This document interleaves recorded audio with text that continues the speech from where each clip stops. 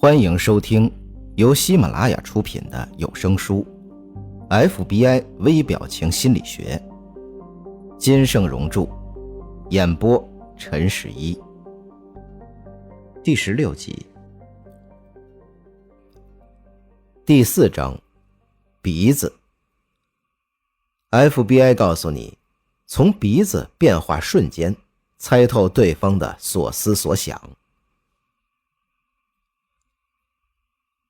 人为什么会不自觉地摸鼻子？ FBI 表示，人们无意识的动作与大脑神经有着很密切的关系。一个人有意识的动作有很大表演的成分，而那些下意识的动作才是一个人内心真实的想法。所以，了解对方的真性情，就需多关注他在无意识中做出的动作。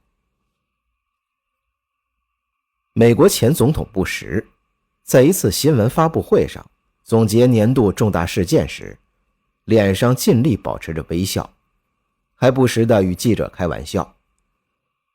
但是当他被问到白宫与国会之间的矛盾以及国外战争等棘手的问题时，还是没能抑制住心中的焦虑，做出了频繁摸鼻子的动作。布什在撒谎时总会不经意地摸鼻子，这种看似无关紧要的动作在 FBI 眼里却是布什言不由衷的表现。 FBI 官员曾经多次劝诫布什一定要克制自己摸鼻子的动作，但是事实证明，布什根本无法控制自己摸鼻子的行为。摸鼻子通常是在表达内心的焦虑情绪，当然这不是凭空臆测。有研究表明，当人们处于紧张状态时，血压就会逐渐升高，从而促使软组织肿大。而鼻子是软组织的一部分，软组织肿大，鼻子也会跟着变大，进而产生痒的感觉，所以人们就会不可抑制地想要摸鼻子。如果你经常看到新闻采访，就会发现，有些被采访者在回答问题时，经常会做出摸鼻子的动作，这表示被采访者内心正处于紧张的状态中。再比如，在考场上，眼看交卷时间就要到了，而自己对一些问题的解答还是一筹莫展，情急之下就会常常做出摸鼻子的动作。如果你是监考老师，发现有人做出这样的动作时，就应该留意他，因为他很可能会在这时作弊。FBI 探员克里斯曾经侦破过这样一起案件，一个叫卢利的中年男人在家中被杀死了，刀子是从背后捅进去的，很明显是他杀。但是谋杀者将现场收拾得很整洁，除了死者身体里那把没留下指纹的刀子外，再也没有任何蛛丝马迹。克里斯接到案件后，先是从与被害人有密切关系的具有杀人动机的人员开始调查。经过调查，卢利的妻子、一位朋友以及他的佣人被确定为最大嫌疑人。卢利和他的妻子关系一直不是很好，而且有传言说卢利在外面还有情人，而他的妻子又是那种心胸狭隘的人，所以克里斯将他的妻子定为第一嫌疑人。卢利的朋友因为生意问题最近一直和卢利频繁见面，而且这位朋友希望得到卢利的帮助，但是卢利并不是那种为朋友两肋插刀的人，所以这位朋友因怨生恨而产生杀人动机的可能性也很大。最后这位佣人同样有作案的嫌疑，因为他脾气很暴躁，而且对主人的责骂也怀恨在心。掌握这些信息后，克里斯开始轮番审讯这3个人。但是审讯过后，这3个人都有充分的不在场证据，这些证据似乎都与卢莉的死无关。克里斯对此感到很惊讶，但直觉告诉他，这3个人中肯定有一个人在说谎。但究竟是谁在说谎呢？克里斯灵机一动，给了3个嫌疑人每人一支笔和一张纸，让他们画出一柄刀子的图样。3个嫌疑人不知道他想要做什么，不安地拿起面前的笔，开始在纸上画起来。这个时候，克里斯指着他们中间的一个，肯定地说：“你就是凶手。”克里斯所指的正是卢莉的朋友。这个人在画的时候摸了摸鼻子，而且显得异常紧张，握着笔的手明显颤抖，这说明他怕自己暴露。他当时可能正在思考克里斯让他们画刀子的目的。果然，当克里斯大声指出他就是凶手的时候，他的心理防线迅即崩溃，并承认了自己就是杀死卢莉的人。摸鼻子的动作反映了人们内心的焦虑，也是说谎的信号，但有时也是一种拒绝的反应。比如，当你向朋友求助时，对方没有马上回应你，而是做出了摸鼻子的行为，这表示他并不情愿给予你帮助，但又不好意思直接回复，所以通过这种摸鼻子的动作来向你说不。当然，人们在面对自己厌恶的事情时，也可能会做出这个动作表示抗议，这样既不伤害对方的面子，也达到了自己的目的。因此，当你面对喋喋不休的交谈者时，可以不停地摸鼻子，如果对方识趣儿，肯定会马上闭嘴。感谢您的收听，本集播讲完毕，下集精彩继续。我是陈世一。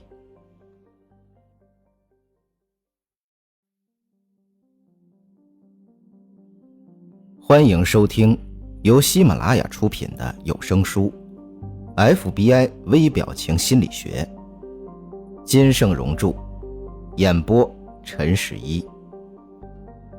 第17集。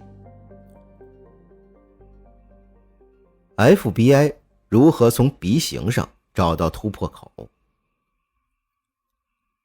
FBI 的一项心理研究结果表明，鼻子不仅是人体中重要的呼吸通道和嗅觉器官，它还与人的心理有关，即人们可以通过鼻型、鼻子的种类、鼻色以及鼻势等洞察出人的内心世界。根据外形特点，可以把鼻子分为以下几类。眉心鼻，这一类型的鼻子直插脑门，鼻根几乎与眉心连接在一起，给人一种一气贯通的感觉。由于眉心鼻上的肉与骨头互相映衬，含而不露，所以给人一种神清气爽的感觉。据 FBI 对这项研究得出的结论显示，长着眉心鼻的人运气都较好，时常有贵人相助，所以他们往往到最后都能够居于高处。但是拥有这种鼻型的人却有一个明显的算是缺点的心理特征，急于求成。拥有这种鼻子的人给人的感觉是做任何事都很努力，总是风风火火，让人觉得他们非常勤奋踏实，而这也让他们在别人眼里占尽了优势，尤其是在上级眼里。其实这正是他们急于求成的心理。不过这种急于求成的心理也给他们造成了一定的劣势，即做事易冲动，欠缺一定的考虑，导致他们的行为存在盲目的嫌疑。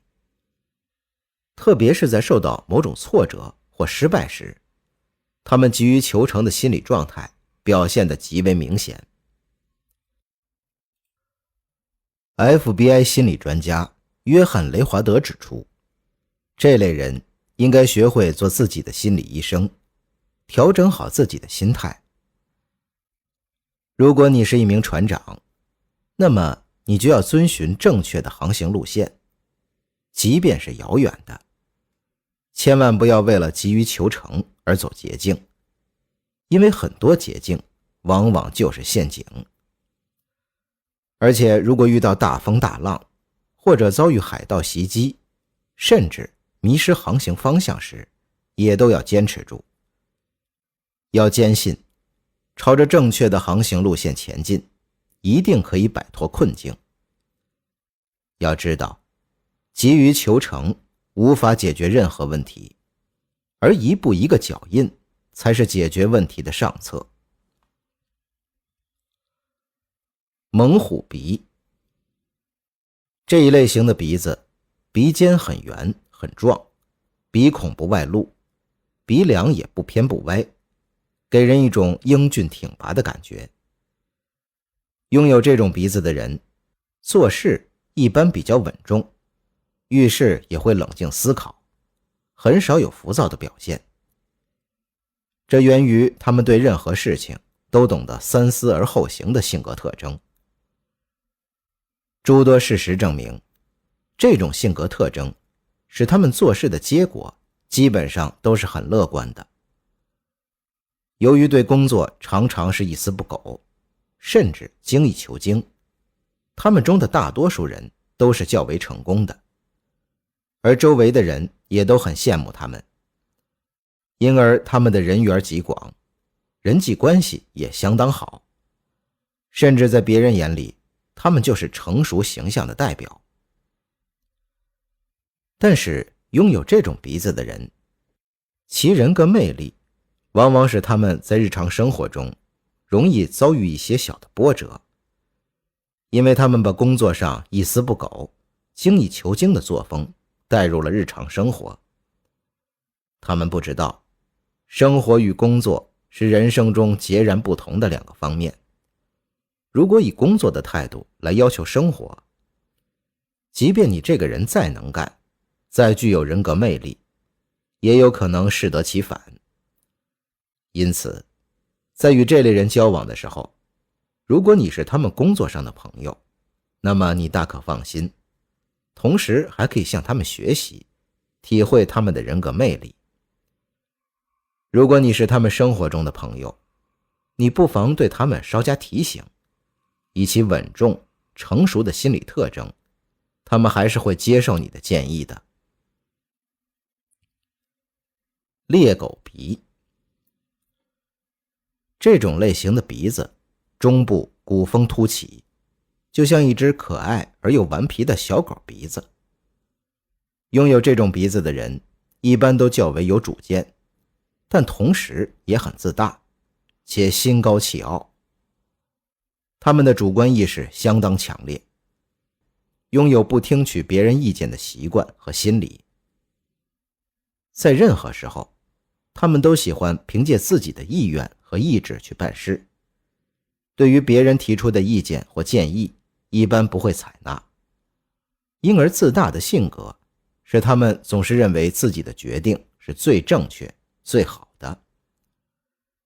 由于自大的人通常要面子的思想都很重，所以即便是他们早就发现自己的做法不太完美，或者说压根儿就不正确，他们也不会否定自己的想法，而去采纳他人的意见。通常，这种自大的性格和傲慢的心理，往往使得他们将自己置于孤军作战的境地，而他们也总是会为自己所做的错误的决定以及内心的固执付出沉重的代价。美国心理学家多奇曾经指出，这种自大的性格和傲慢的心理给人带来的负面影响是相当巨大的。它会使得人们无法意识到自己的缺点和错误，即便是意识到了，也会装作没有意识到，从而继续在错误的路上走下去。而当他们真正意识到了这一点之后，往往已经没有任何退路。所以在和这类人交往的时候，一定要坚持自己的主见和立场，同时还不要忘了用事实去提醒他们。偏门鼻，这一类型的鼻子鼻根比较细小，鼻梁也比较低，同时鼻翼又矮又小，鼻尖不正，通常都有些向左偏离，给人带来的视觉效果不怎么理想。因此，拥有这种鼻子的人往往会无端受到别人的格外关注、取笑，甚至冷眼。他们在做事的时候也常常会遭到一些意外的困难。有时所谓困难，极有可能是某些人为了捉弄他们而设置的陷阱。因为在他们受到捉弄而生气的时候，鼻子会更加偏斜，更惹人发笑。由于拥有这种鼻子的人经常受到捉弄，所以他们在人际关系方面相当保守，从不主动与人说话和交往，因为他们害怕引来对方的嘲笑或冷眼。也正因为总受到他人捉弄和欺负，拥有偏门鼻的人自尊心往往非常强烈。在他们眼里，任何捉弄都会让他们的自尊心大受损失，而为了保护自己的自尊心，或者说受到伤害的自尊心不再委曲求全，他们通常会做出一些较为反常和过激的行为。比如，平常躲在角落里害怕与人交往的弱小的他们，会突然对某个捉弄或伤害他们的人发起意想不到的攻击。FBI 探员史密斯·凯蒂芬指出，拥有这种鼻子的人的犯罪几率要高于拥有其他类型鼻子的人。曾经就有一个杀人犯，因为对方的捉弄和侮辱，对侮辱他的那个人痛下了杀手。也就是说，这个杀人犯的鼻子正好属于这种偏门鼻。而他在警局接受审讯时说，由于我长着一副不太惹人喜欢的鼻子，我总是处处躲着别人，以免被他们嘲笑。可在我看来，这有什么值得嘲笑的呢？那些该死的捉弄和嘲笑我的人却不这样想。凯蒂芬认为，与拥有这种鼻子的人进行交往时，千万不要带着任何嘲笑和捉弄的心理，同时还要尽量避免关注他们的鼻子。他们的内心原本就很敏感和脆弱，这种敏感的心理让他们很容易将任何一个注视他们鼻子的眼神看作是嘲弄。而在与之交谈的时候，也应该尽量避免提起与鼻子有关的话题，从而避免一些不必要的误会。星星鼻，此类型的鼻子有些像聪明的猩猩的鼻子，鼻梁很宽，眉毛、眼睛和鼻子紧紧地挤在一起。拥有这类鼻子的人，面部都比较宽，身体也比较厚实，整个人给人的感觉就是朴实和憨厚。也正是得益于这种憨厚朴实的性格特征，他们在生活中总是很顺心，在工作上也往往平步青云，令人羡慕。令人钦佩的是，他们处事不会与人斤斤计较，即便在工作上获得晋升，他们也不会上演人走茶凉剧情，而这可以说是他们与生俱来的一种品行。不过这类人却较容易被人利用，因为他们善良宽厚的本性总是让他们不懂得如何去拒绝别人，而他们答应了别人的事儿，又一定会努力去做到。因此时常有不怀好心的人利用他们来达到某种不为人知的目的。当然，他们虽然容易被别人利用，但只要他们发现了谁利用了他们的事实，他们便会为自己讨回公道，宁愿失去善良宽厚，并且不计较个人的名誉，也要澄清事实的真相。从这一点上看，这一类人虽然过于厚道，但他们却是明辨是非的。因此，在与这类人交往的时候，一定要对他们坦诚相待，如此便可以换来他们和你全心全意的交往，以及毫不吝啬的帮助。但是如果你对他们起了利用之心，被发现后，他们也会毫不犹豫地与你划清界限，而且会丝毫不考虑个人名声来揭发你的行径。感谢您的收听，本集播讲完毕，下集精彩继续。我是陈世一。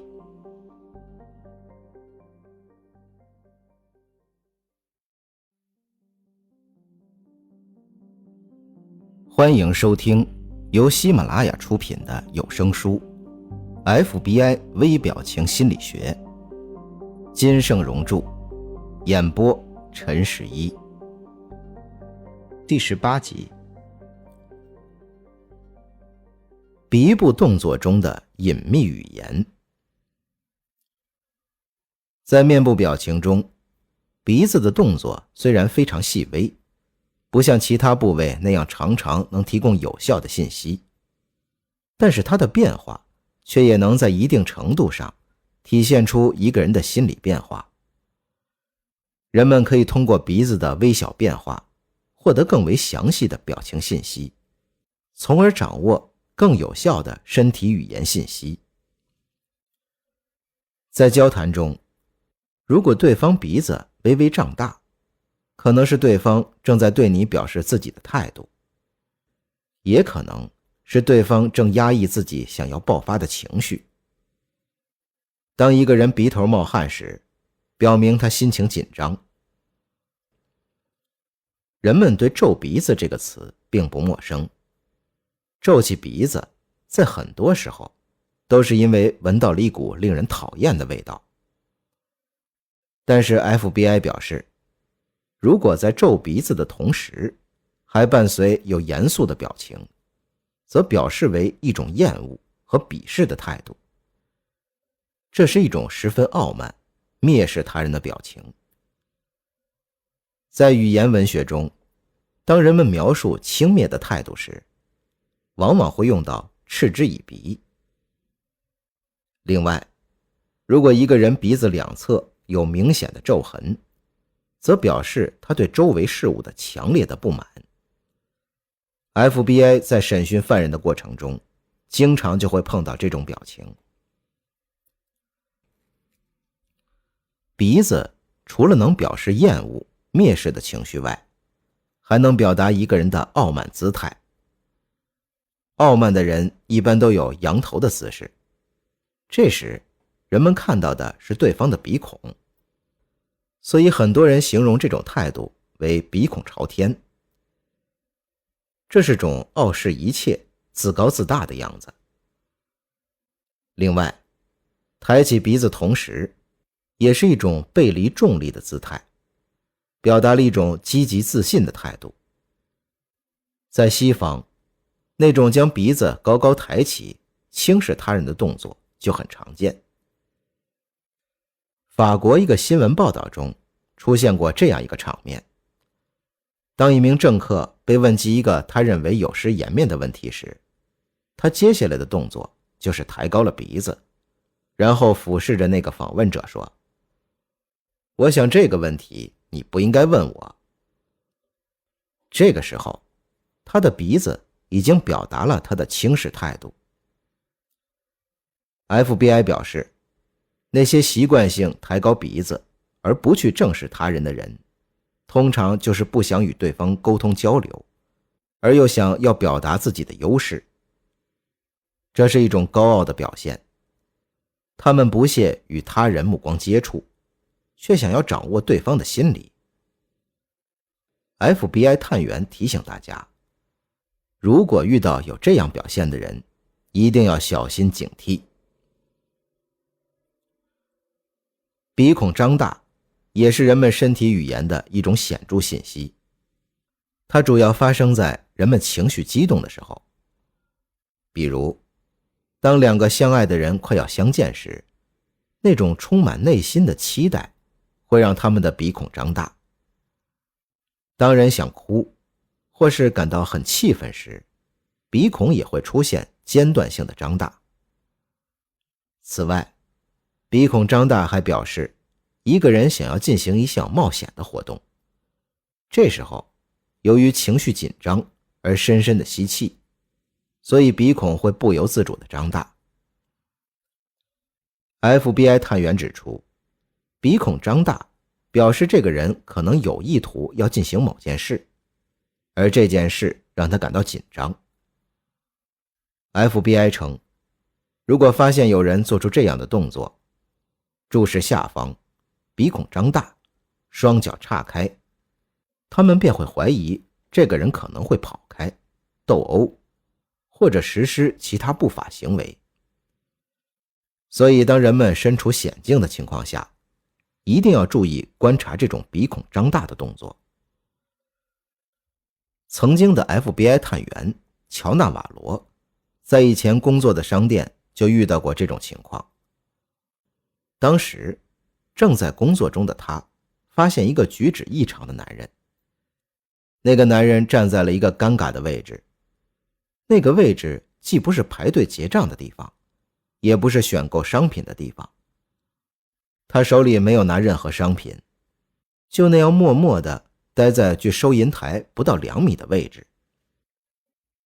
乔纳瓦罗由于好奇，就仔细地观察他。就在这时，他发现对方的表情发生了变化。那个男人的鼻翼张开了，这表明他在深呼吸，也许接下来他准备采取什么行动。就在那一秒，乔纳瓦罗猜出了那个男人的意图。他大声地朝收银员喊道：“小心！”这时，收银员正好完成一次结账，钱箱子正好打开。只见那个男人立马冲上去，将手伸向抽屉，准备抢钱。听到乔纳瓦罗提醒后的收银员迅速将抢劫者的手扳住，于是钱就掉回了抽屉里。抢劫者挣脱收银员的手，迅速逃离了超市。如果不是乔纳瓦罗及时地觉察抢劫者的意图，恐怕钱已经被抢走了。所以，就算是细小的表情动作，也足以让人发现其背后的秘密。而这些秘密很可能会帮助很多人远离困扰和挫折。鼻子的表情除了以上的描述之外，还有歪鼻子、哼鼻子、鼻子泛白等。歪鼻子是表示怀疑对方，哼鼻子具有排斥、歧视的意味。鼻子泛白则表示了对方畏畏缩缩的心理。当鼻子与其他部位相配合的时候，又能提供出其他的信息。比如，当人思考时，通常会捏捏鼻子；当人无聊时，会挖鼻孔。FBI 表示，所有触摸鼻子的动作都可以看作一种自我安慰的行为。比如，当有人问到一个你难以回答的问题时，你可能会情不自禁地将手放到鼻子上，抚摸它，或是挤压它。这其实是掩饰内心慌乱的行为。接下来，你可能会找个理由将这个问题敷衍过去。不会撒谎的人往往会做出类似的动作，而一些沉着稳重的人则能够克制住自己的这种泄密行为。鼻子是一个灵敏的嗅觉器官，但它并不是单纯的呼吸器官那样简单，它是一个无声的语言器官。所有的鼻子动作都在无声地发布着信息。FBI 更是能够从鼻子的动作上获得有用的信息。鼻子的动作虽然很简单，但是它能够传送很隐秘的信息。它就像一个情绪指示器，在默默地呈现着人们复杂多变的情绪。感谢您的收听，本集播讲完毕，下集精彩继续。我是陈世一。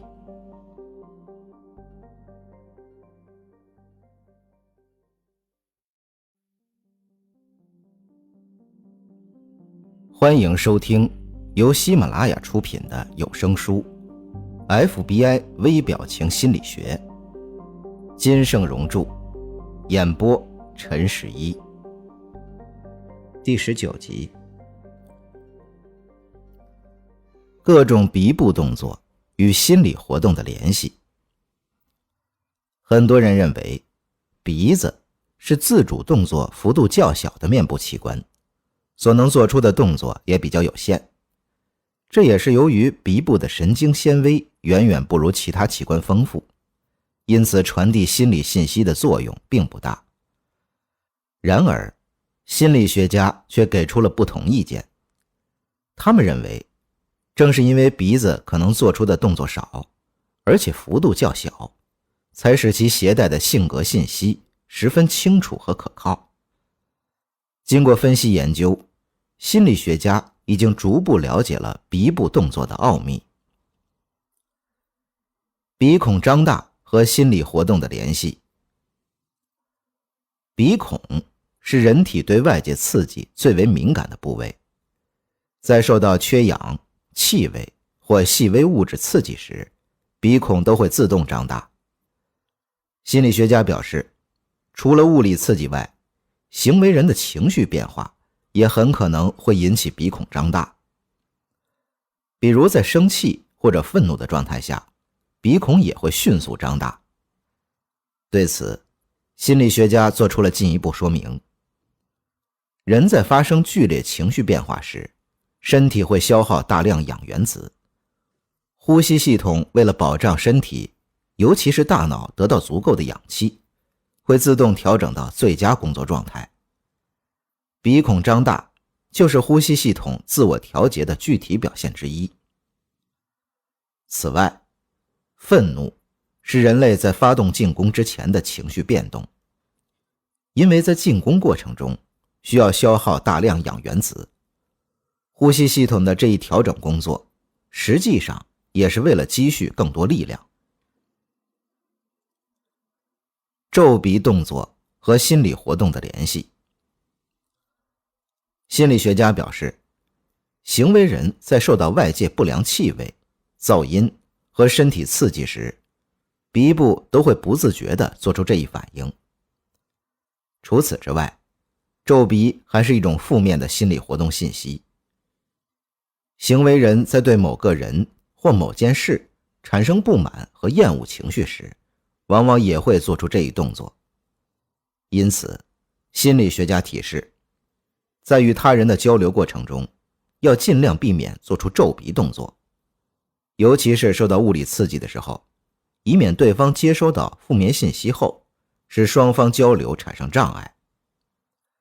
当然，如果在交流过程中，对方出现了明显的皱鼻动作，那么就需要双方改变一下交流方式，或者干脆放弃交流，以免陷入无法挽回的境地。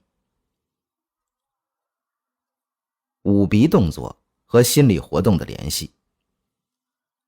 心理学家提示，这个动作有时也会是捏鼻，这已经是一种明显的肢体动作，尤其是在鼻腔受到外界不良气味刺激时，人们都会立即遮捂口鼻。但心理学家在研究过程中，同样发现了心理活动与这个动作的联系。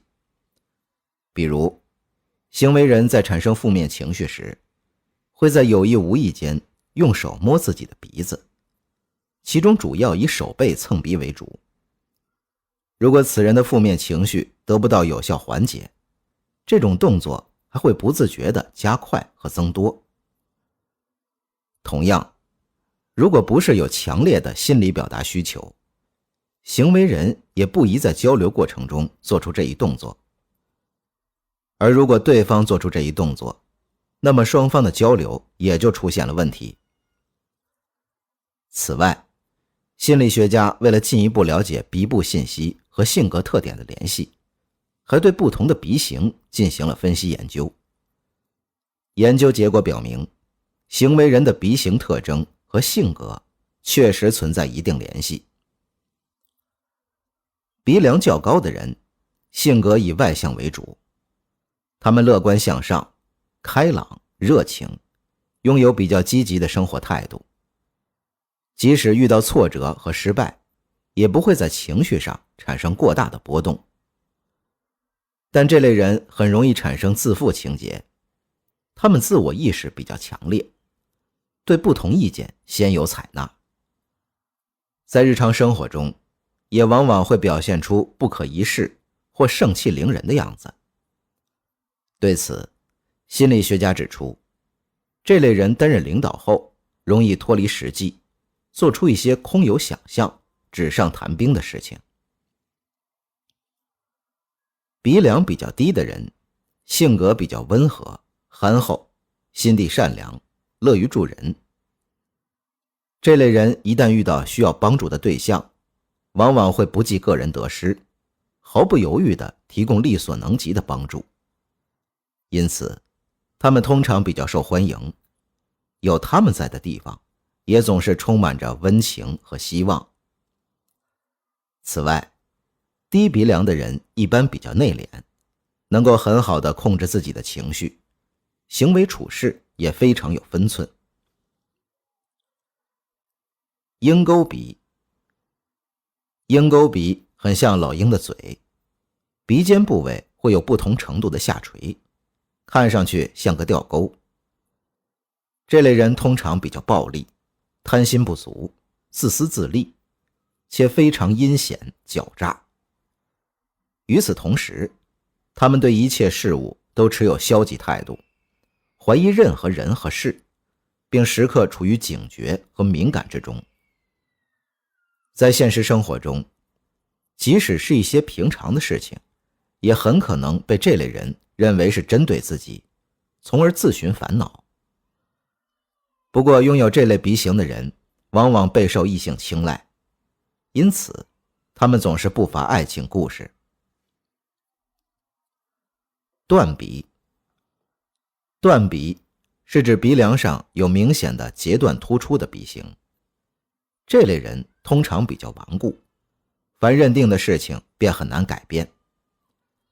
他们的情绪控制能力不强，一旦发现和自己意愿相违背的事情，就会很容易采用极端手段。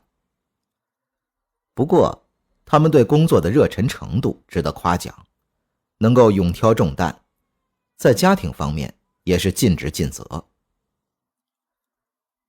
直线鼻，这里所说的直线，主要是指鼻梁如一条完美的直线，其余部位则坚挺饱满，曲度适当。无论男性还是女性，拥有这类鼻型都会为自己增色不少，也总能使自己情场得意。而且这类人思路清晰，头脑灵活，无论在生活上还是在事业上，都能取得理想成绩。但这类人对细节有着激进挑剔的关注，有时甚至会因为细节而忽视整体，所以他们经常会做出一些舍本逐末的事情。此外，这类人比较自私，很少为他人着想。鼻子是心理课题的一个重要研究对象，而随着研究逐渐加深，除了鼻部动作和外形，鼻腔发声也渐渐引起心理学家的关注。据初步的研究结果显示，行为人在正面情绪下鼻腔会发出哼哼的粗钝声，而在负面情绪下，鼻腔则会发出嗤嗤的尖锐声。不过目前这一心理课题研究尚未成熟，还不能为心理判断提供系统依据。不过随着心理学专家的不懈努力，鼻部所隐藏的心理信息将会逐渐呈现在世人面前。感谢您的收听，本集播讲完毕，下集精彩继续。我是陈世一。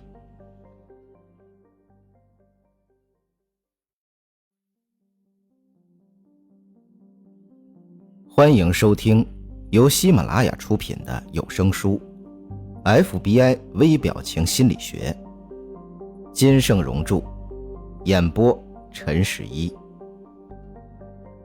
第20集，第5章，笑容。FBI 告诉你微笑背后的内心秘密。FBI 如何从笑容里发掘秘密？同眼睛一样，人的嘴巴除了用来进行语言表达以外，同样能表达出很多丰富的信息。但是如果你没有仔细去区分，就会被它传递的一些虚假信息所蒙蔽。比如一个人突然对你微微一笑，你如何辨别他所流露出来的信息究竟是赞许、原谅，还是一种虚伪的礼貌性的回应呢？ FBI 认为，要区分出一个人是真笑或是假笑，其实并不难。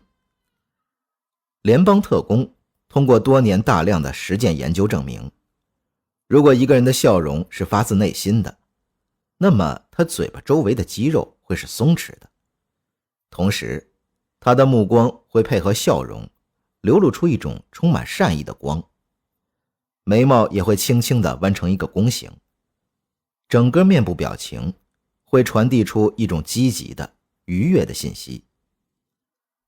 而当一个人出现礼貌性的虚假的笑时，他的嘴角就会在不知不觉中被拉向2只耳朵的方向，他的目光中不会流露出什么积极意义方面的信息，嘴巴周围的肌肉也会随之出现局部的僵硬。总之，整个面部是不带任何感情色彩的。FBI 曾联合多位美国心理学家进行了大量的实验，专门研究一个人出现各种不同类型的笑的时候，其内心所表达出的种种情绪。而通过大量的研究对比， FBI 投向了那些具有内向性格或是多重性格的人所透露出来的具有消极意义的笑。比如喜欢悄悄笑的人，心思一般都十分缜密，容易害羞，属于内向型的性格，做事总是比较客观，喜欢以旁观者的身份去看待周围的事物。这种人很善于伪装自己，一般不会轻易流露出自己内心的真实情感。笑不出声的人大多比较感性，性格低沉，个人的情绪比较大，容易受到外界事物的感染。但是在外表上，具有这类性格的人往往又会流露出一种亲切、温和的样子。喜欢用手遮住笑容的人多为女性，这种人多为内向性格的人。虽然他们往往表现出一副柔弱的面孔，但是在为人行事上却极少会向除他自己之外的人，包括他的亲人，透露自己的真实信息。他们有着很深的城府，几乎天生便对所有的事物都持怀疑的态度，绝不会轻易相信任何人。但是心理学家对一些 FBI 女特工所做的实验表明，具有这类性格的人有着一个致命的缺点，他们从不会相信任何人，所以内心所承受的压力通常要比其他人大很多。这导致他们常常会出现注意力不集中的情况。根据不同笑容所对应的人的内心情感或情绪， FBI 的特工们及时准确地掌握了很多犯罪嫌疑人的心理，从而破获了一起又一起看似难以攻破的案件。莉亚是一位年轻的联邦特工，她加入 FBI 仅有2年。有一次，根据情报部门提供的资料， FBI 怀疑位于纽约闹市区的某家贸易公司可能是一个伪装的间谍机构。虽然调查结果显示，这家贸易公司几乎所有的员工都是美国人，只有老板是第三国家的，但 FBI 仍感觉有问题。表面上，这家公司是在从事着国际间的贸易往来，实际上他们运作的业务并不多，可是这家公司却一直坚持了4年。所以说，这家公司极有可能是表面上做贸易，实际上却从事着商业间谍的工作。而在随后的调查取证中，综合情报部门的资料也显示，这家公司就是一个商业间谍机构，只是 FBI 还未能掌握到直接的证据。在这种情况下， FBI 特工又得到消息，这家公司出现了转移的迹象。不过正当 FBI 的特工们焦急的时候，国防部却传来了令人振奋的消息，这家公司的确从事着间谍活动。于是 FBI 决定收网。可是在联邦特工们准备实施秘密抓捕之际，这家贸易公司的主要头目都已经逃离了美国。所以虽然 FBI 动用了10几名特工，最终却只抓到了2个小喽啰。审讯时，一个小喽啰总是不停地冷笑，情绪几近失控，而另一个小喽啰是个年轻女人，无论你问什么，她都极少说话。只有当负责审问的审讯员追问急了，她才会说几句话，但多数都是关于公司业务方面的回答。一时间， FBI 的特工有些束手无策，最后只得将这个女人交给了莉亚。经过几次审问，莉亚发现了一个奇怪的现象，每次问到一些关键性的问题，这个女人总是会伸手将嘴巴半遮半掩，然后偷偷的微笑。这种笑令莉亚很不舒服，她究竟是在用微笑向外释放内心的压力，还是在嘲笑联邦特工的无能呢？经过一番思索，莉亚决定还是从这个女人的性格入手。于是在下次的审问中，莉亚照例问过几句后，忽然冷笑着对她说，我劝你还是不要负隅顽抗了，你在出事前一天的工作日志中出现了一个致命的失误，忘记将工作内容转换成代码。而正是由于你这一个工作上的失误， FBI 的工作人员已经将你们所使用的代码全部破译了。说完这句话之后，莉亚发现她的笑容僵持在了脸上，遮嘴的手也放了下来。莉亚继续说，我不妨再次提醒你，你的失误出现在了那天日志的倒数第3行，你原本应该写成服装20万件，大豆50吨的。对方在这一刻突然沉默了，一会儿点点头，一会儿又摇摇头，但他突然再一次轻轻笑了。哼，你在骗我，这种低级的错误我是不会犯的。服装代表克罗克公司，大豆代表他们公司最新正在研究的产品。莉亚说，那50呢？对方脱口而出，那当然是。话还未说完，他突然发现了莉亚嘴角一抹微微的笑意，一下子全明白过来。因为他入行前是读心理学专业的，对于眼前这位 FBI 特工脸上出现的笑，他清晰地明白了他此刻的心理，那是一种积极的、乐观的笑。最终，他不得不交代出了一切。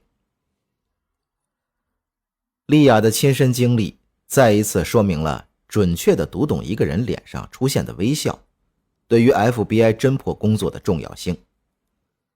所以 FBI 在对新成员的集训中十分注重他们对非语言行为中的面部表情变化的观察与理解，以便能够准确地把握住犯罪嫌疑人所处的心理状态，并深入了解对方的性格，从中找出破绽，侦破案件。难怪美国心理学家在一次演讲中曾说，绝不要轻视对方投来的一个貌似平常的微笑，绝不要轻视对方投来的一个貌似平常的微笑。对于对手而言，它或许会成为致命的武器。感谢您的收听，本集播讲完毕，下集精彩继续。我是陈世一。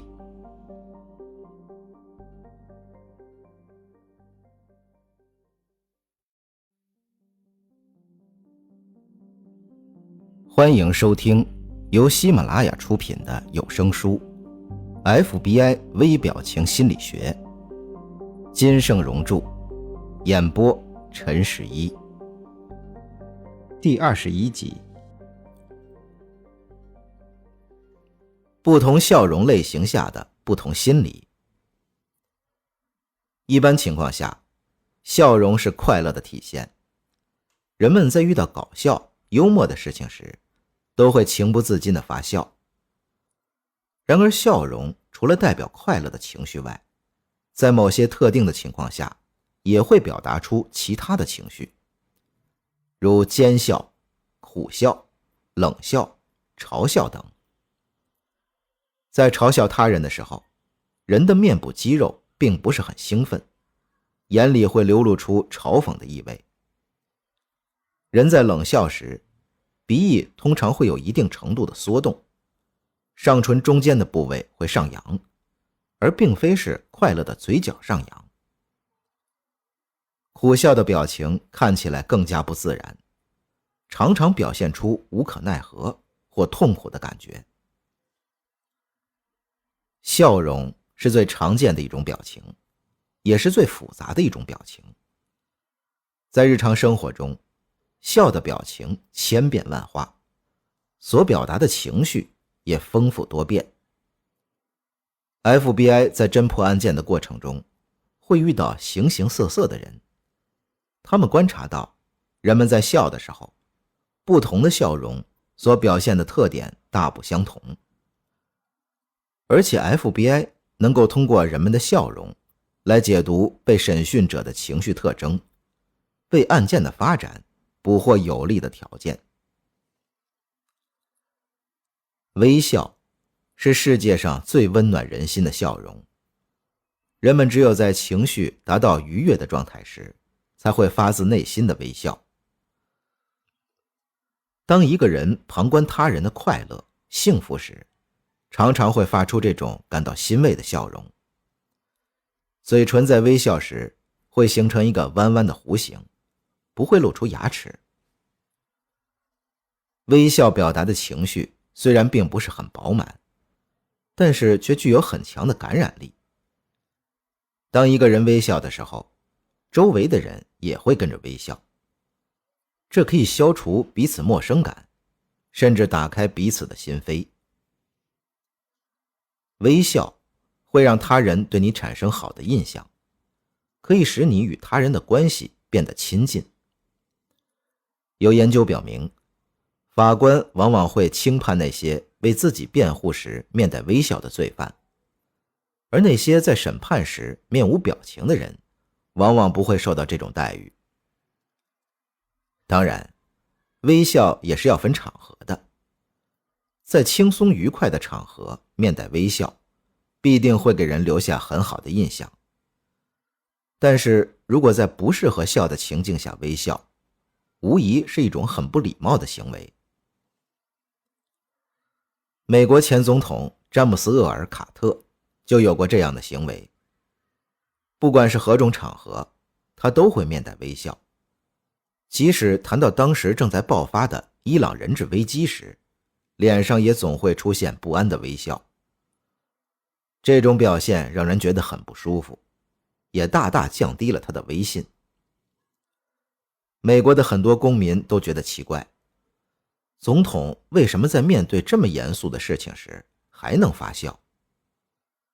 其实美国民众并不知道，这其实是詹姆斯·厄尔·卡特总统缓解压力的一种方式。所以他的严肃不安的内心与自己所表达的轻松表情并不一致。在他人看来，一个国家总统在应该严肃的时候面带笑容，未免过于轻浮。或许就是由于不适宜的面部表情，詹姆斯·厄尔·卡特才失去了连任的机会。虽然笑容并不像言语那样具有明确的表达力，但是通过笑容的形式，人们可以更准确地分析笑容背后隐藏的更多信息。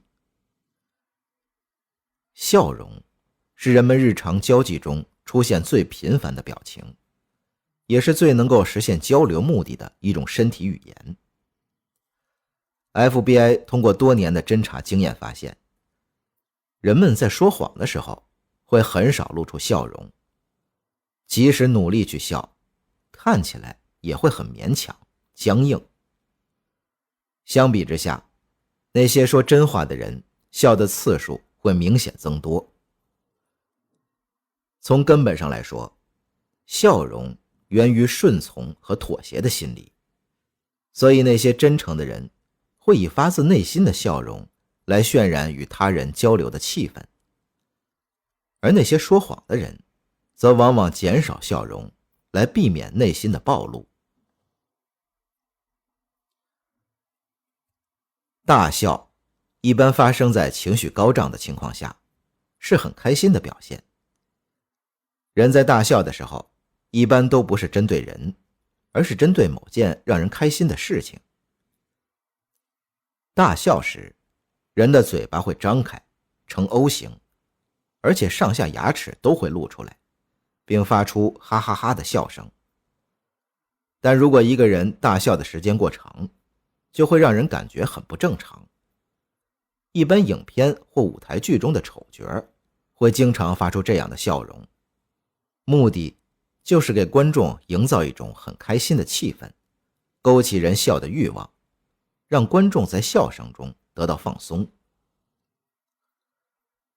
抿嘴笑的特点是双唇合在一起，然后向左右拉伸，牙齿不露，形成一种直线。FBI 表示，持有这种笑容的人往往隐藏了自己的真实感情，或者不想与对方交流自己的想法，用这种笑容来表示拒绝。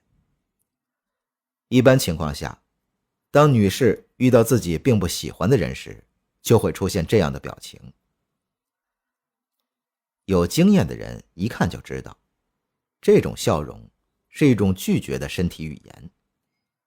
但是很多男士并不了解女性这种笑容背后的真正含义。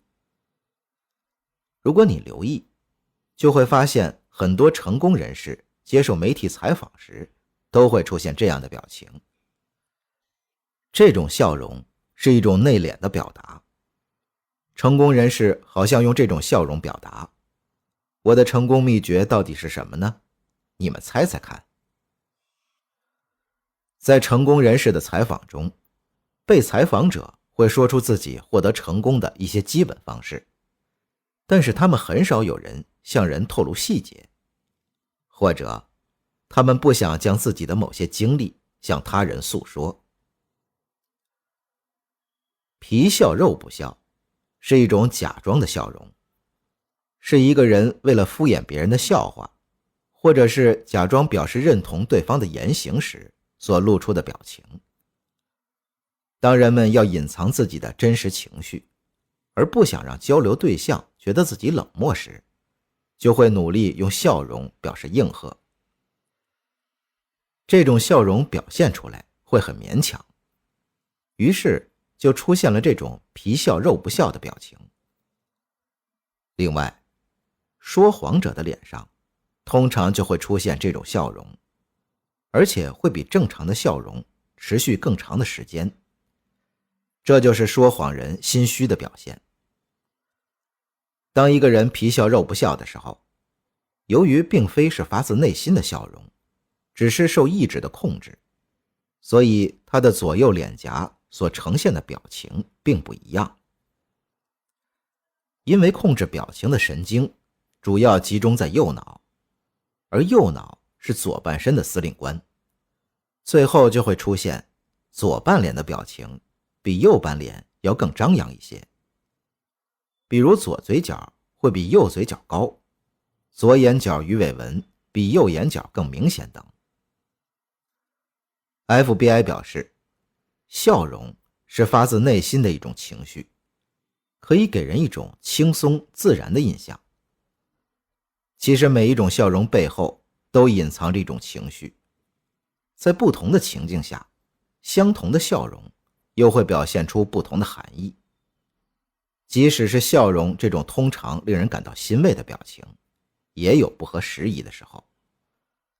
所以人们要依照实际情况把握自己的笑容，同时从观察对方的笑容的类型来揣测对方的情绪，从而更好地与之进行交流。感谢您的收听，本集播讲完毕，下集精彩继续。我是陈世一。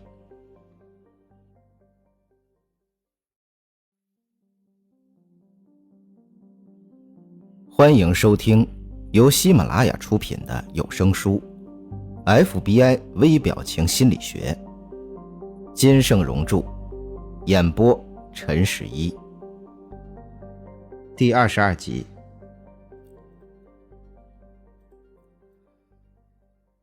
真诚微笑的力量。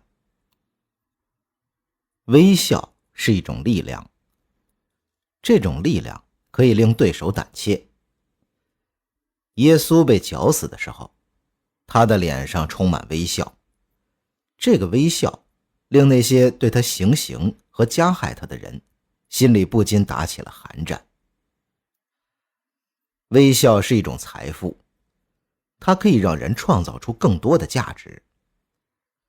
世界著名的希尔顿饭店曾经有一段时间门庭冷落，鲜有顾客光临，原因是饭店工作人员的脸上都是冷冰冰的，没有一丝笑容。后来经过彻底的改变，员工们用真诚的微笑迎接每一位顾客，最终使得希尔顿饭店跻身世界知名饭店的行列。希尔顿是这样，零售业巨头沃尔玛也同样是这样。他们都有3米微笑的工作原则，在3米之内，他们就开始了与顾客的眼神交流，并微笑着问：您需要什么帮助吗？可以毫不夸张地说，希尔顿和沃尔玛的世界地位是与他们的真诚微笑分不开的。微笑是一种征服别人的武器，它拥有超强的魔力。美国总统奥巴马不但用自己的微笑征服了自己的政治对手，还征服了美国人民。他的微笑被人们亲切地称为傲视微笑，并在不同国家的各个行业中广为传播和学习。那么他的微笑究竟有什么魔力，能够令全世界的人们倾倒呢？答案不置可否，是那一道道的皱纹。那些皱纹就像是雕刻家精心雕刻上去的一样，优美而充满力量。它向人们传递的不仅仅是一种微笑，更是时间和岁月的一种魔力。它代表了丰富的经验和阅历，真诚的态度、博大的胸怀和满腔的自信。所以奥巴马赢了。他用自己富有魔力的微笑，不但赢得了全美国人民的心，也赢得了世界人民的心。这就是微笑的力量。以上所说的都是真诚的微笑所带来的有益效果。除此之外，可以说，微笑还是对别人的一种安慰，传递给别人的一种喜悦，展示给别人的一种浪漫。但是实际生活中，不是所有的微笑都是真诚的。通过仔细观察就能发现，在一些人的微笑中，你只看到他们的嘴唇动了动，眼神中不是没有表情，就是透露着冷漠，而且他们的面部肌肉僵硬的就像是一块千年不化的冰。还有一种微笑是这样的，虽然嘴角向上翘起来，但给人一种很僵硬和牵强的感觉。这就需要仔细揣摩他的眼神。如果他的眼神迷离，就表明他的微笑是装出来的，是带有欺骗性的，目的就是要骗得你的好感、信任或是同情。对此，我们一定要分辨清楚，绝不能被迷惑。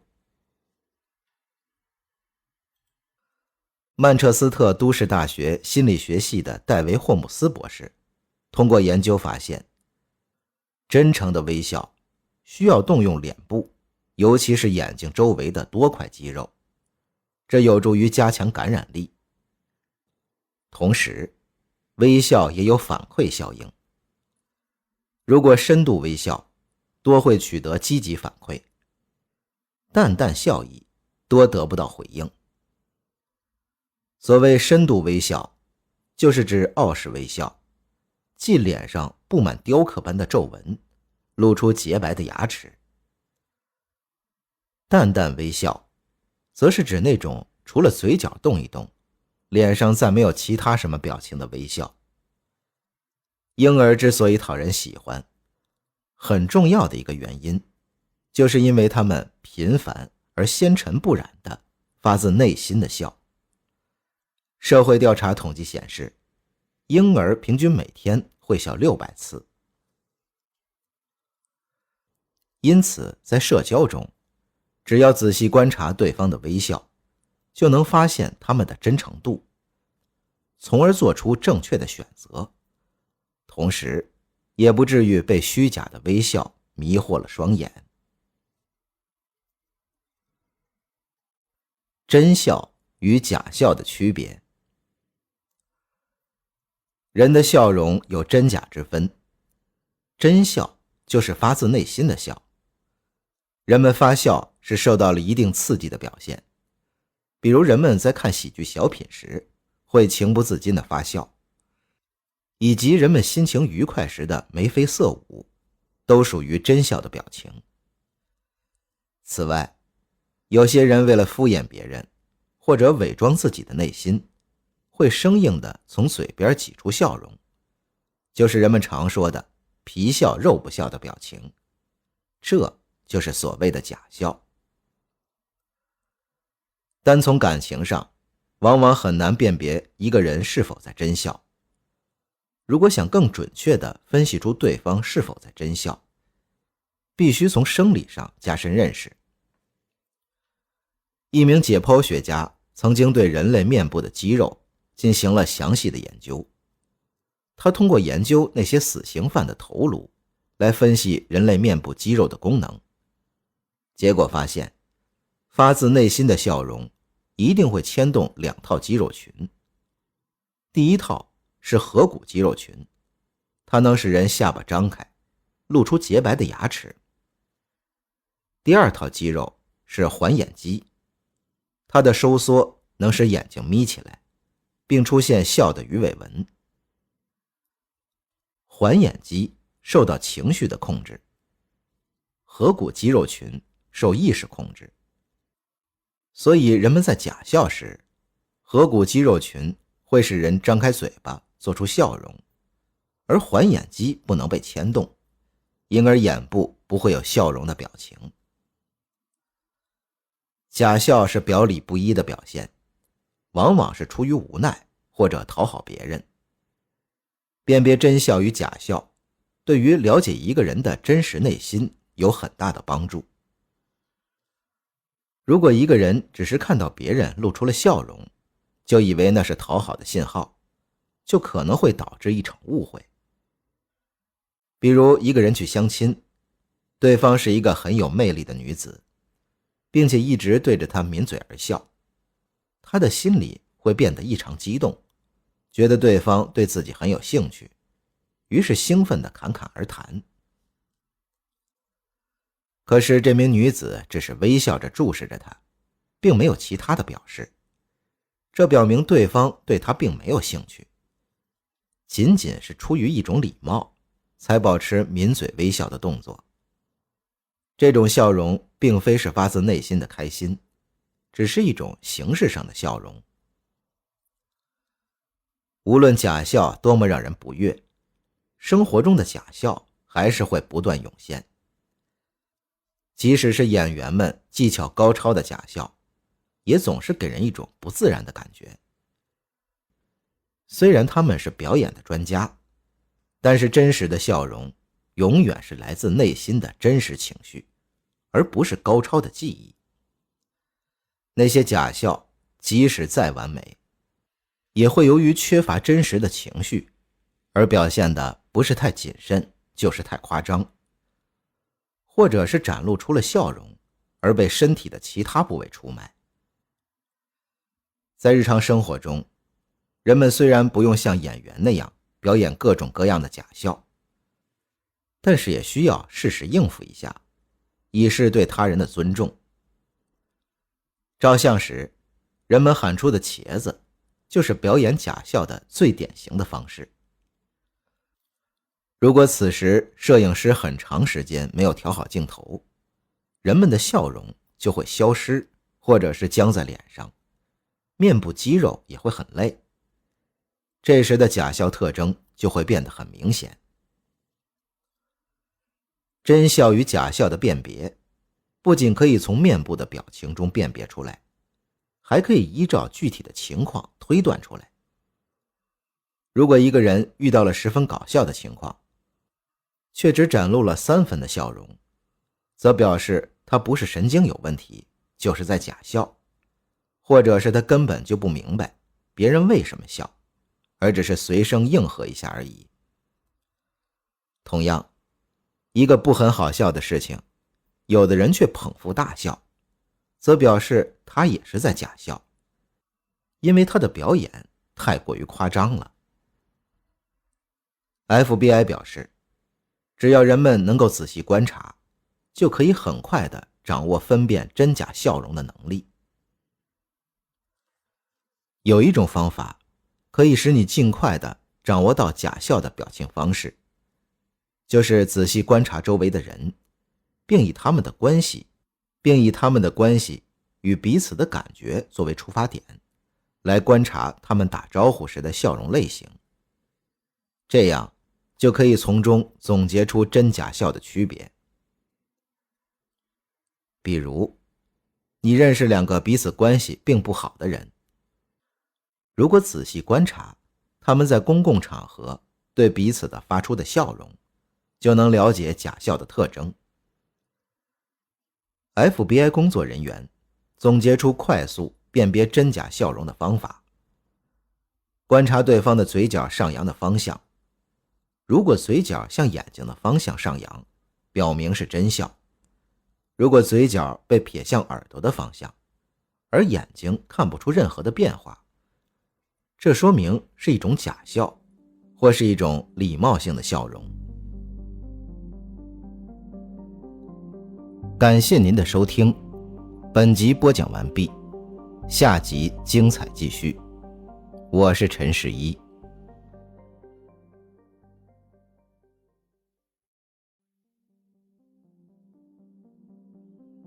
欢迎收听由喜马拉雅出品的有声书 FBI 微表情心理学，金盛荣著，演播陈十一。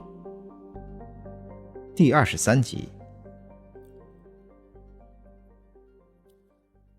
第6章，头部。FBI 告诉你，头部动作变化背后的伪装。头部动作对应的心理变化。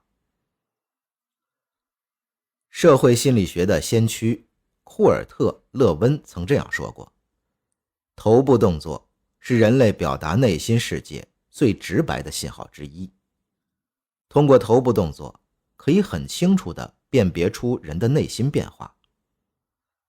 同样， FBI 凭借多年的工作经验也得出一个结论，疑犯的头部动作能够反映出一些对破案有价值的信息，并对迅速侦破案件起到了推动作用。不仅如此， FBI 还对头部动作做出了分类。以下每一种分类的背后都蕴含了普通人难以察觉的心理变化。把头歪在一边。在 FBI 眼里，把头歪在一边表明了这个人默认服从的心理状态。一个人把头歪在一边，通常表示他不会给人带来威胁和攻击他人，而这就容易让人对这个人放松警惕。但 FBI 却能从中获得一些有价值的信息。1980年的一天， FBI 探员布朗·蒙特拉和同事正在对一名德国女间谍进行审讯。蒙特拉早就得知这名女间谍不是等闲之辈，于是他做好了与女间谍进行周旋审讯的心理准备。据 FBI 总部传来的可靠消息，这名女间谍通过微型摄像机偷拍到了美国一个军事基地的图片，而蒙特拉和同事的任务便是从这名女间谍口中挖出她拍摄美国军事基地的阴谋和计划。但是这个任务似乎相当艰难，因为女间谍表现得相当冷静和狡猾。她声称微型摄像机不是她的，而她对拍摄美国军事基地一事更是矢口否认。蒙特拉感觉再这样问下去也不会有什么结果，于是他决定停止对女间谍的审讯，转而对那台微型摄像机和那些被拍摄到的照片上残留下来的指纹信息进行比对。比对的结果令蒙特拉以及其他参与审讯此案的探员们非常兴奋，因为结果证明那台微型摄像机和照片上的指纹都是那名女间谍的。掌握了这一证据，蒙特拉再次对女间谍进行了问讯，并指出了那些指纹信息。女间谍虽然仍在狡辩，但她却不再像此前那样仰着头和探员对视了，而是把头歪到了一边。蒙特拉凭着自己对身体语言的了解和分析，判断出了这名女间谍有些心虚，害怕了。这让蒙特拉等人觉得破获此案的机会来了，因此他们紧追不放，加强了审问力度。果不其然，德国女间谍的态度逐渐软了下来。她没有再狡辩，而是把窃取美国军事基地的阴谋和计划和盘托出了。把头低下。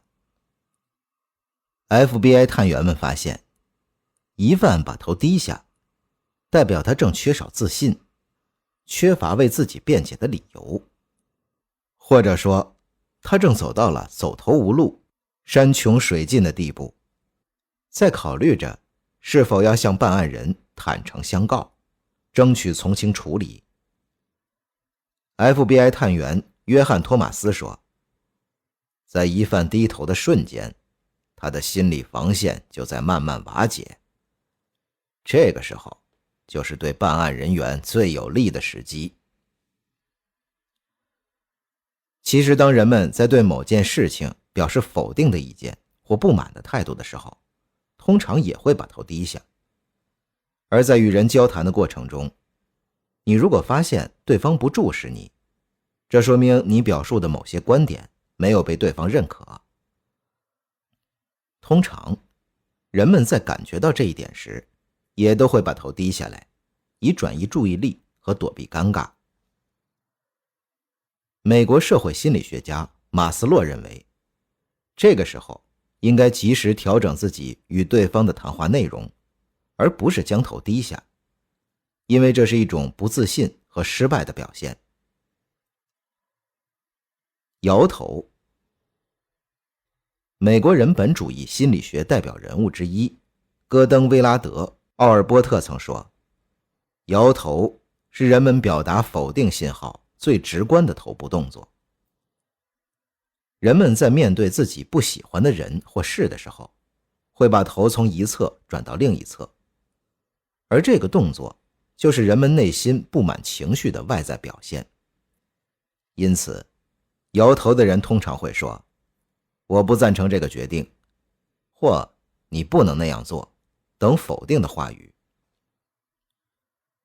在大多数时候，摇头这个动作主要是表示拒绝和反对心理，即否定态度。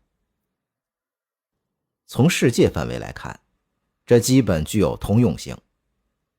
不过仍然有一些国家和地区会用仰头这样的头部动作来表达对人或事的否定态度。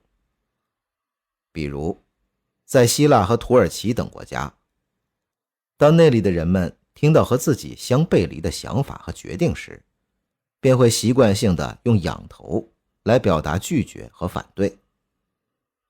尽管在审讯的过程中，犯罪分子的摇头动作也是表示否定，但办案人员却可以从中摸索出一些有价值的破案信息。在美国加州发生的一起军火走私案中， FBI 就通过疑犯摇头的动作找出了有价值的线索。一位军火走私商人被 FBI 捕获，从掌握的资料来看，他与一个国际性特大走私团伙有着非常密切的关系。于是 FBI 想通过他挖出这个走私团伙，但是该军火走私商人却矢口否认自己走私军火的行动。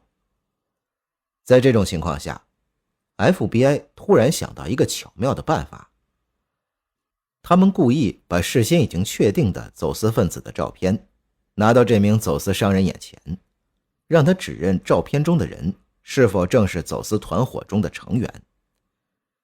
这名走私商人看了照片后连忙摇头。 FBI 高级探员马文·卡林斯认为，走私商人的摇头动作表明了他是在撒谎，因为从他前面的强硬态度来推断，只有当照片中的人是真正的走私分子时，他才会摇头。而摇头当然是为了隐瞒和包庇走私分子。然而在对身体语言颇有研究和把握的 FBI 面前，疑犯任何一个身体动作都有可能成为出卖他们自己的语言信息。FBI 始终认为，不管外在的环境和变化多么复杂，人体语言总是有一定规律的，尤其是作为人体指挥官的头部。即便是再狡猾的犯罪分子， FBI 也能从他的头部动作中发现一些有价值的信息。当然，头部动作不能作为侦破案件的唯一标准，不过它却可以为 FBI 破案带来意想不到的帮助。感谢您的收听，本集播讲完毕，下集精彩继续。我是陈世一。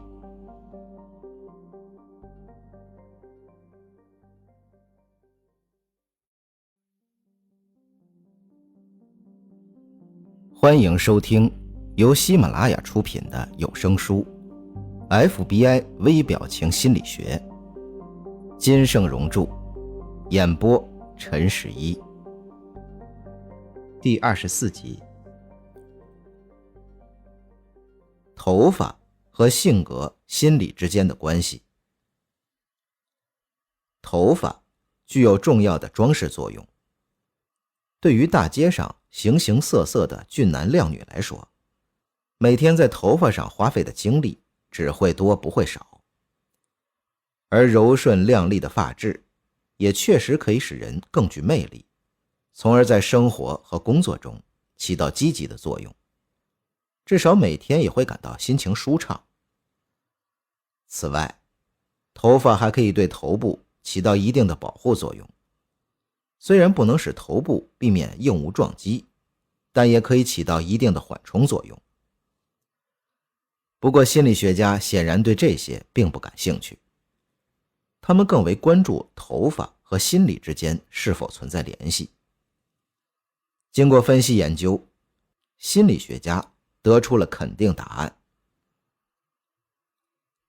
发路线和性格之间的关系。大多数人的头发都会自然分向两边，即使头发很短，甚至秃顶，这个发路线在生理上也是存在的。当然，发路线的位置各不相同，而要想了解其中的奥秘，就要从人的大脑结构入手。人的大脑左半边分管情感，右半边分管逻辑。由此可以判断，如果一个人的发路线在右，而大部分头发垂向左边，那么此人的性格则以感性为主。反之，则说明此人的性格以理性为主。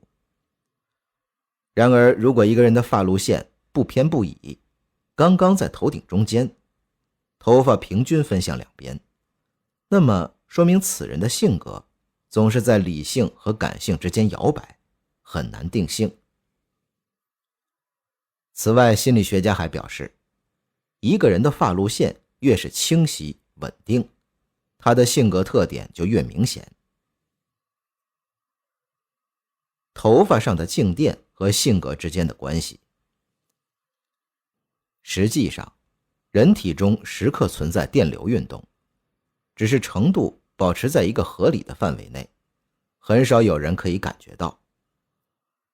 但如果一个人长期在高压下工作生活，包括超负荷的脑力和体力劳动，致使身体虚弱、情绪低落、紧张、焦躁等负面情绪出现，那么此人的身体带电量将会大幅增加，而身体机能的自动调节系统将会把这些剩余电量排出体外。于是，处在身体最末端的头发首当其冲。其主要表现为干燥、蓬松、杂乱、不易归拢等。心理学家表示，如果头发带电现象严重，不宜采用增加洗涤次数或使用洗发水等物理方法处理，而应找出性格中的负面因素，消除内心当中的不安。一旦心态平和，不骄不躁，头发中的静电自然就会慢慢消失。头皮油脂分泌和性格的关系。健康的头发看上去油光闪亮，因为发根为头发提供了充足的水分滋养。而一些人的发根却会向头发提供大量油脂，这会造成头发脱落、头皮发痒，甚至出现一些过敏症状。心理学家通过研究发现，头皮油脂分泌过旺，除了生理作用以外，心理恐慌也是造成这一现象的重要原因。对此，心理学家提示人们，增加洗涤次数和药物治疗并不是调节头皮分泌过旺的最佳方法，而是应该正确处理造成心理恐慌的事件，使恐慌心理得到有效缓解，最终做到心态平和，坦然处之。如此一来，头皮油脂分泌自然会恢复到正常状态。头发脱落和性格之间的关系。除了生理原因，造成脱发的心理原因也可以说是多种多样，但其中最主要的一点就是行为人的心情低落。这类人可能是因为感情或者事业突然陷入低谷，继而使心情从一个相对高涨，至少是平和的状态，忽然跌至谷底。这个时候，身体机能为了适应各种生理需求的变化，会做出一定的调整。头发作为人体最大的附属物质，可能有一部分营养供给会被截留，脱发现象也就随之出现了。对此，心理学家指出，生活才是心理活动的最大载体，而工作、事业、财富以及感情都是生活分工的细化，属于生活附属产品。因此，避免本末倒置，坦然面对生活，是调整心态、解决脱发现象的关键所在。头屑和性格之间的关系。头屑的产生主要是受心理活动的影响。当行为人长时间压制身体的某种生理渴求或者情感需求时，头屑就会自然增多。可以说，这是一种由于外界或者自身压力而造成的生理反应。头屑分泌过多会造成日常生活中的不便，因为头屑分泌会伴随着不同程度的头皮发痒，所以抓痒和掸落肩上的头屑会使行为人感到十分困扰。此外，一个人受到的压力越大，他的头屑分泌就会越多，而对于头屑分泌所产生的担忧，也会在一定程度上加重头屑分泌，从而陷入一个无法自拔的恶性循环中。对此，心理学家表示，合理满足自身欲望是减少和杜绝头屑产生的有效方法。退一步讲，行为人即使不能在物质上得到满足，同样需要学会放松心情，保持良好心态，这对身心健康非常重要。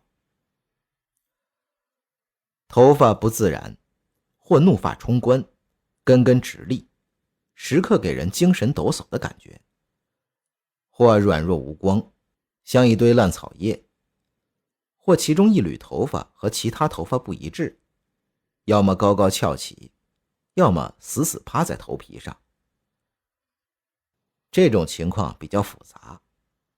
心理学家指出，这同样是因为某种内在需求被遏制，从而致使体内各种供需关系失衡。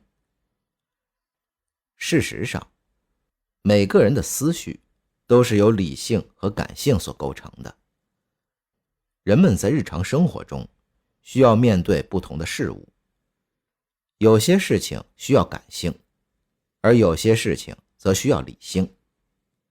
只有这种关系达到了平衡，行为人的心态才可能处于平和、宽松状态。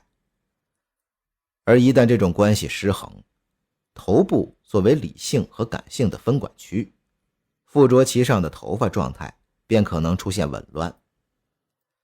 对此，心理学家表示，理性和感性实际上是水乳交融、相辅相成的。任何一个人都不可能是理性或感性单方面的独立化身。因此，客观看待理性和感性，正确运用于现实生活中，同样需要心理学的帮助。感谢您的收听，本集播讲完毕，下集精彩继续。我是陈世一。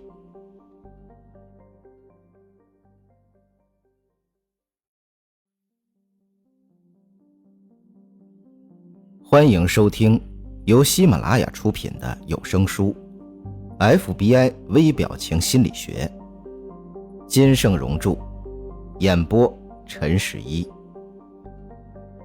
第25集。头发过早变白和性格之间的关系。白发同样是影响人们外表和心情的重要因素。如果说老人的白发是自然规律的话，那么很多年轻人生出白发，就值得探寻一下内在原因了。心理学家研究发现，白发现象主要是受生理遗传的影响，但性格特征同样会产生重要作用。通常情况下，忧愁情绪是使头发变白的主要原因。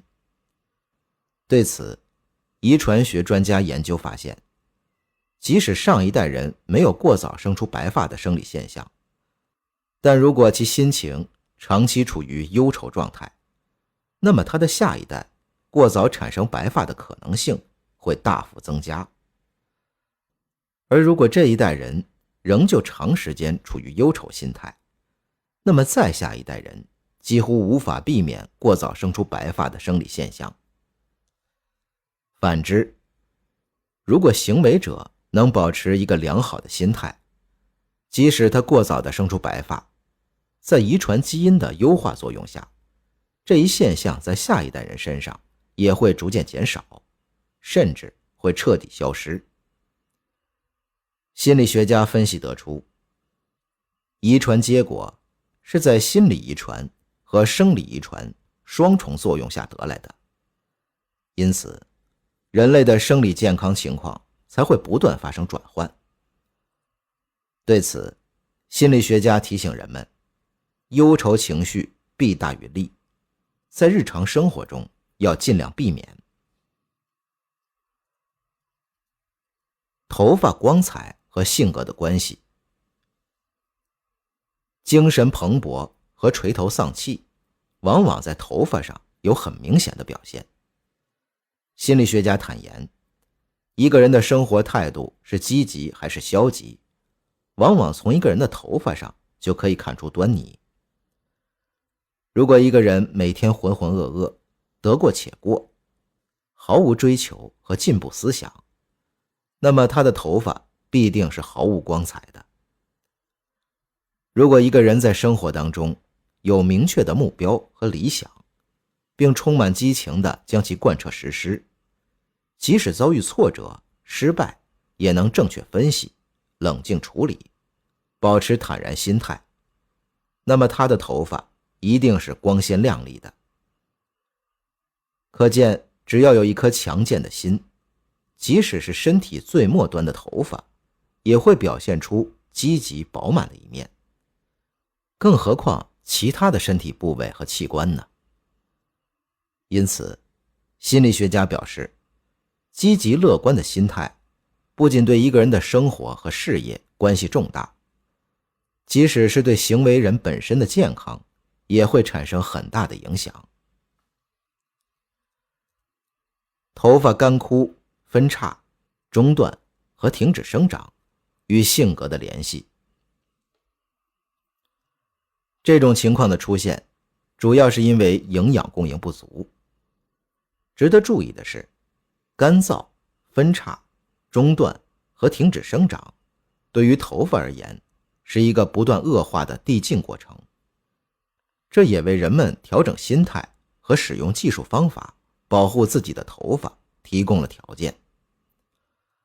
而从发质问题来看，这是一种综合性的性格缺陷，同时也是最严重的一种。如果要解决这种发质问题，行为人就必须要对自己的性格进行抽丝剥茧般的分析，倾听自己的内心话语，合理满足自己的心理需求。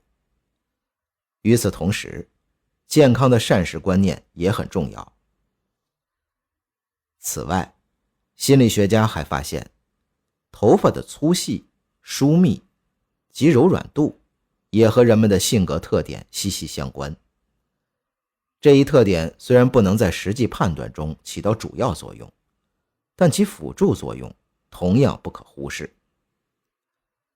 比如头发粗、硬、密的人，通常性格比较内向，他们疑心重，脾气也不好，但富于行动力，能够很好地组织和执行某项具体任务。不过这类人的情商通常比较低，人际关系处理欠佳，对待异性更显笨拙。而头发粗、硬、疏的人则比较外向，他们通常比较自我，虽然能够很快地融入人群，但很难长时间受到众人的欢迎，因此很难交到真心朋友，事业也难有大成。头发浓密且和鬓角胡须连成一体的人，性格豪放狂野，具有正义感，对于不平之事敢于直言甚至出手。这类人对待朋友也是尽心尽力，简单来说，他们属于那种英武侠义之人。头发柔软稀疏的人，性格偏于外向，他们缺乏主见，却又爱出风头，所以这类人常常糊里糊涂，一事无成。头发容易卷曲的人，性格比较暴躁，内心世界也相对矛盾，而且经常在处理事情的时候犹豫不决，事后也不进行认真总结。秃顶的人都比较聪明，而且善于思考，才思敏捷。虽然在形象上有所欠佳，但不可否认的是，这类人在处理事务的过程中还是很有能力的。感谢您的收听，本集播讲完毕，下集精彩继续。我是陈世一。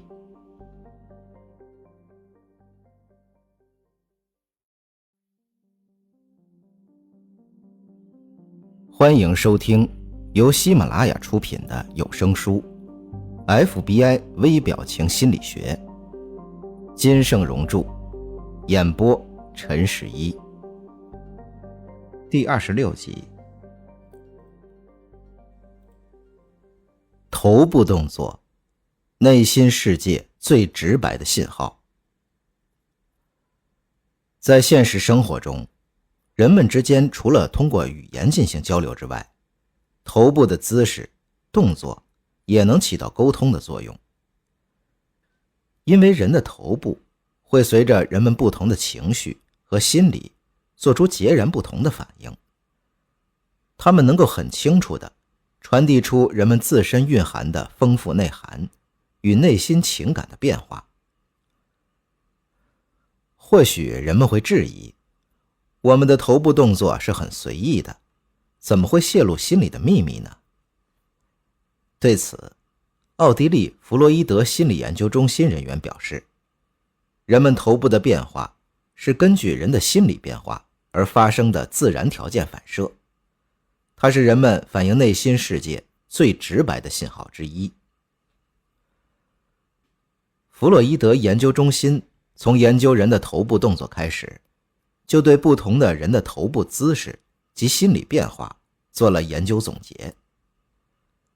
他们发现，当人们同意别人的观点，或者是对别人的话感兴趣时，通常会把头歪到一边，以表示认同或者顺从的心理。在人们的普通对话中，如果发现一个人在讲话时，对方不知不觉将头歪向了一边，说明他正在认真地思考对方所说的内容。由此可以断定，他对这个人讲的话很感兴趣。但是如果在一场演讲中，大多数人都低下了头，那么这可以说是一次非常糟糕的演讲。因为心理学家研究证明，低头代表人们对某件事情表示否定和不满。另外，心理学家在研究过程中还发现，我们平时认为最容易理解的点头和摇头，在所有头部动作中，其实是最能表达人复杂心理的信号。点头和摇头是世界上通用的肢体语言。一般情况下，点头代表对某个人或某件事的赞同，摇头则是人们否定对方的信号。但是如果在与别人的交谈中，点头和摇头时的姿势和频率发生变化时，则他们所传递的信息就不是肯定和否定那么简单。首先，关于点头的时机的选择问题。如果你刚刚讲完一个观点，或者讲到了一个关键之处，他就开始点头，这说明他在认真地听你讲话。如果此刻他的身体向前倾，则说明他很认同你的观点，希望你继续往下说。但是如果在整个谈话过程中，对方确实在不停地点头，但是时机不对，或者在一句话还没有说完时就开始点头，而当谈话停顿时，对方又没有做出任何的反应，这说明对方只是在敷衍你。另外，从点头的频率上也能判断出人的心理变化。如果在谈话中，倾听者缓慢的点头，对谈话者产生了莫大的兴趣，也愿意继续听下去。如果倾听者不断的快速点头，并中间的间隔很短，则说明此时他对谈话者的谈话内容感到枯燥与不耐烦。他这样不断的点头，只是想让对方尽快终止谈话。这就需要谈话者对倾听者的点头动作进行揣摩，读出对方的心理，从而决定是终止谈话还是改变话题。摇头与点头的不同之处在于摇头的动作上。摇头通常是从一侧转向另一侧，即从左边转向右边，或者从右边转向左边，而它左右的动作幅度及快慢代表了不同的心理信号。例如，一个人头部左右晃动的速度特别快，则说明此人反对对方的看法，并且绝对不会妥协，有同对方一决高下的心理。如果左右移动的动作很慢，并且次数比较少，则说明此人正在考虑对方的做法或说法，只是心里还有所疑虑。如果对某件事还没了解清楚时就立刻摇头，则说明此人对这件事情很敏感。英国曼彻斯特警察在一次办案时，就是通过罪犯的头部动作所传递的心理信息，而找到了有价值的线索。1985年，曼彻斯特警察在调查一起军火走私的案件。在一次调查中，他们抓获了一名走私军火的不法商人，并得知他是澳大利亚人。同时，警方怀疑他同国际军火走私团伙有关。审讯时，警察首先一口咬定他与这个团伙有关，可是这位军火商高昂着头，矢口否认。曼彻斯特警察曾经对犯罪心理进行过详细的研究，他们从军火商的昂头动作中推断出这名军火商的确有嫌疑。于是曼彻斯特警察故意将几个锁定的走私分子的照片拿到这名军火走私商人面前，让他指认。果然，这位商人还没看清照片就开始连连摇头，表示不认识这些人。当警察把照片拿走后，这个军火商的眼神开始有些闪烁，对待警察也不再那么嚣张。曼彻斯特警察从这名军火商人的摇头及态度中明显看出了他在说谎。最后，警察们通过这名军火商留下的线索顺藤摸瓜，很快找到了其他的走私分子。从上面的案例中可以看出，警察们之所以能够迅速地找到其他的罪犯，其实是那名军火商明显的头部动作出卖了自己的心理，使警察们很快找到了线索。军火商昂头，正像警察们所预料的那样，他是在示威；而快速的摇头，则是因为他认识照片上的人，并用摇头的动作想掩饰自己的心理。所以，无论一个人的心思有多复杂，都能通过外在的肢体动作露出破绽。但是人的肢体动作是有一定规律的，尤其是头部的动作，它是人的心理发生变化反应最迅速的部位。想要抓住人内心变化的情况，必须得学会如何打开头部信息这扇大门。只有这样，我们才能收获更有价值的信息。要相信，头部是人心最真实的体现。这是美国警察在办案中所总结出的经验。感谢您的收听，本集播讲完毕，下集精彩继续。我是陈世一。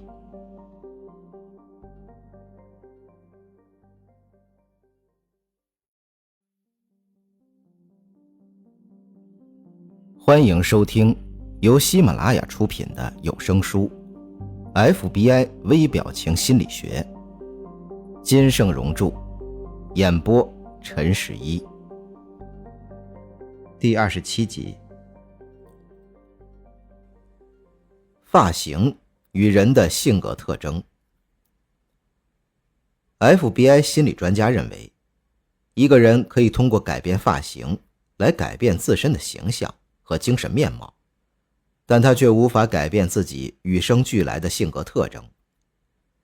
一个人，无论男女，只要你选择的是自己喜欢的发型，那么你的性格就会通过这个发型向世人彰显出你的性格特征。有一类人，他们会故意把自己的发型弄得很怪。对此， FBI 心理专家给出的观点是，这种类型的人大都性格外向，喜欢表现自己，希望自己的所作所为能够吸引更多人的注意。他们从来不会在乎别人的心情和感受，喜欢我行我素，只要是他们认为对的，就会坚持去做，并且会始终坚持自己的立场。当然，在 FBI 经办的众多案件中，也存在这种性格的人。多年从事犯罪行为心理学研究的 FBI 专家霍普金斯说，这种性格类型的人往往给人一种有胆识、有魄力的感觉，而且他们敢于和权势对抗。这类人的行为可能会令不少人难以接受，但他们会赢得很多人的尊敬。霍普金斯认为，这种人还有一个明显的优点，但同时也可以说是一种致命的性格缺陷。他们对任何事情往往都会有自己独特的认识和见解，加上强于他人的好胜心，他们在一些事的处理上总是不够冷静，也不懂得如何去变通。在霍普金斯看来，喜欢留一头潇洒的长发的人往往有着非常强的自信心，并且对成功的渴望也十分强烈，所以他们做起事来显得尤为执着。而正因如此， FBI 很乐意接受这种性格的人作为新的成员。此外，在他们看似潇洒、不拘一格的外表背后，其性格大多处于现代与传统之间，而这使得他们做事通常不会墨守成规，但又不会过于前卫。在他们坚定的信念里，做事一向都会采取视情况而定的概念。也就是说，他们做事懂得如何去变通，这对于 FBI 来说绝对是一个优点。经心理专家分析，那种喜欢留着齐眉短发的女人，大多属于性格比较内向的人，他们从不去追求什么流行的东西，有着较强的自主意识，所以经常会给人一种安分守己的感觉。但 FBI 却认为，其实这种类型的人并不是太保守，只不过他们为人处事都十分含蓄而已。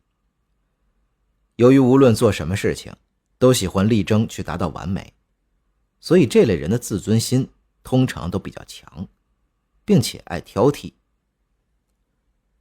FBI 女特工玛格丽特·米切尔就曾经遇到过这样一位女人。当时玛格丽特·米切尔正在执行一项抓捕任务，追到一个偏僻的加油站时，那些犯罪嫌疑人却不见了。于是 FBI 探员立刻分头展开搜查，但最终没有找到那伙人。这件事让玛格丽特·米切尔很是恼火，他调出一路上的各个监控录像，依然没有发现任何有用的线索。究竟是哪里出了问题呢？玛格丽特·米切尔很快就找到了症结所在。一路上，只有那家加油站没有提供出监控录像，而且当天在加油站值班的女人说监控录像坏了。很快，玛格丽特·米切尔找到了那位女工。当时女工正在家里织毛衣。玛格丽特·米歇尔注意到，这个女人留着齐肩的短发，并且在自己家中还把衣领上的扣子扣得好好的。这使得玛格丽特·米歇尔立刻看透了她的性格。玛格丽特·米切尔表明身份后，并没有直接去询问女工关于监控录像和逃犯的事儿，而是坐下来与女工探讨起织毛衣的事情。或许是女工对织毛衣很感兴趣，所以她对此喋喋不休。玛格丽特·米切尔一边听着她喋喋不休的唠叨，一边拿起笔，在一张纸上写下了自认为那伙犯罪嫌疑人从加油站逃走的情形，然后突然将这张纸递到女工面前说：“太太，我差点忘记了，这是我今天来调查的问题，您看看，如果没错的话，请在上面签个字吧。”女工看着看着，先是不停地啧啧着，然后就不停地摇头，然后不知不觉地放下手里的毛线针，拿起了笔，在上面勾勾点点起来，而后又检查了一遍，才递还给玛格丽特·米歇尔。玛格丽特·米歇尔看后，忽然从腰间拿出了手铐，对女工说：“对不起，太太，请跟我们走一趟吧。”后来这位女工不得不交代出了一切。原来她真遇到了那伙人，那伙人将他们的车停在了加油站，逃跑前为了堵住女工的嘴，给了她一笔数目不小的钱，还把当天加油站拍到的监控录像带给带走了。本来这件事儿女工不说就无人会知晓，可玛格丽特·米切尔却从女工的发型上得知了她的性格，并且巧妙地利用了她做事喜欢精益求精的个性，轻而易举就让这名女工说出了真话。心理学家研究发现，那些热衷于波浪形烫发的人，多数都性格外向，很在乎自己的外在形象，并且十分懂得如何才能够让自己的形象达到最佳的效果。FBI 犯罪行为心理专家表示，这种类型的人都比较现实，他们很懂得如何根据客观现实来协调和改变自我，从而更好地完成自己想要做的事情。而留平头的人虽然也是外向性格，做事稳重而又有冒险精神，但相对来说，他们的思想大都很保守，也很要面子。这种人与波浪形烫发的人相比较，性格缺陷更加突出。喜欢剃光头的人，性格虽然会温和一些，但这类人的心理往往是处于两种极端的自我较量之中的。他们做事既胆怯又高傲，对人既冷酷又充满温情，所以经常会处于患得患失的状态，总企图以标新立异的方式改变自己，可结果却往往会适得其反。在 FBI 挑选新成员的过程中，还有一种类型的人是他们很欣赏的，那就是头发从不分边的人。因为这种人通常都有很好的创新精神，有独立见解，有思想谨慎，而且比较注意外表。一般情况下，只要不超出原则和底线，他们几乎无所不做。而最令 FBI 看重的是，这种人一旦决定去做一件事情，就一定会做到底，即便失败了，也不会向对方妥协。